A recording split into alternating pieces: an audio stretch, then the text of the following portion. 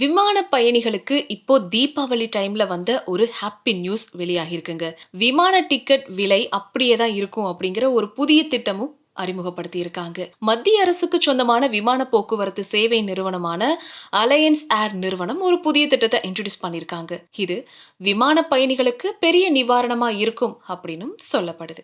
மத்திய விமான போக்குவரத்து துறை அமைச்சரான கே ராம்மோகன் நாயுடு ஃபேர் சேவ் ஃபர்செட் அப்படின்ற புதிய திட்டத்தை இன்ட்ரோடியூஸ் பண்ணிருக்காரு. இந்த திட்டம் விமான கட்டண ஏற்ற இறக்கங்களால பயணிகள் பாதிக்கப்படுறதை தடுக்க உதவும் அப்படின்னு சொல்லப்படுது.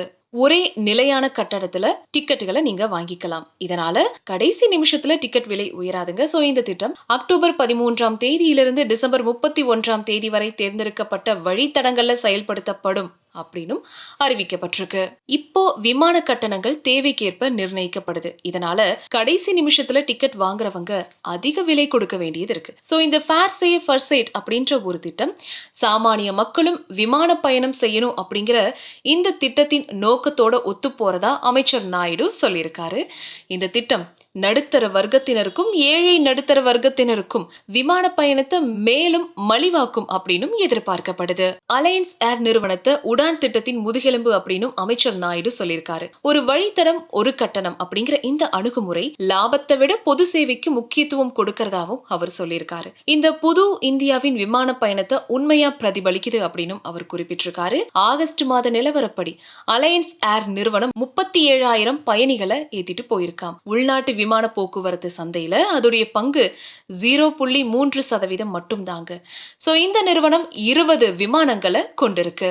அதுல 8 விமானங்கள் மட்டுமே இப்போ இயக்கத்துல இருக்கு. சோ ஃபேர் சேவ் ஃபர்செட் திட்டம் விமான கட்டணங்கள்ல ஏற்படக்கூடிய திடீர் மாற்றங்கள்ல இருந்து பயணிகளுக்கு நிவாரணம் கொடுக்கும் அப்படின்னும் கூறப்பட்டிருக்கு. பொதுவா விமானத்துடைய டிக்கெட் விலைகள் விமானத்தில் இருக்கிற இடங்களின் தேவை, விமானம் புறப்படும் நேரம், வாரத்தின் நாட்கள் மற்றும் பிற விமான நிறுவனங்களுடைய போட்டி இது எல்லாத்தையும் பொறுத்தும் மாறும். இதனால பண்டிகை காலங்கள் அல்லது விடுமுறை நாட்கள்ல கடைசி டைம்ல டிக்கெட் வாங்குறவங்க ரொம்ப அதிக விலை கொடுக்க வேண்டிய நிலை ஏற்படும்.